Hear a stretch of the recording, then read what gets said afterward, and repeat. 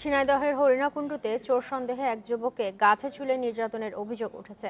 ঘটনার ভিডিও সামাজিক যোগাযোগ মাধ্যমে ছড়িয়ে পড়ার পর দুইজনকে গ্রেপ্তার করেছে পুলিশ।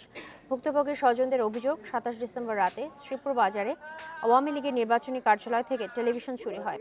পরদিন সকালে ইউনিয়ন আওয়ামী লীগের সাবেক সাধারণ সম্পাদক শাহিনুর রহমান তুহিন সহ কয়েকজন ওই যুবককে চোর সন্দেহে ধরে নিয়ে যায়। পরে বাজারে একটি গাছে ঝুলিয়ে মারধরের পর তাকে পুলিশের কাছে হস্তান্তর করে তারা। গুরুতর অসুস্থ অবস্থায় তাকে কুষ্টিয়া জেনারেল হাসপাতালে ভর্তি করা হয়। এ ঘটনায় নির্যাতিতের বাবা থানায় মামলা করেছেন।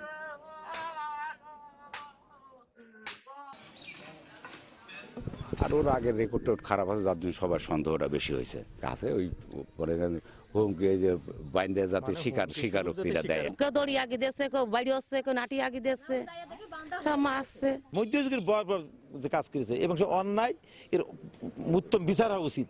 গাছে বেঁধে উল্টো করে বেঁধে তাকে যৌনজ্ঞ ব্যক্তিরা পিটিয়েছে এবং সে আহত হয়েছে, তাকে চিকিৎসা দেওয়া হচ্ছে।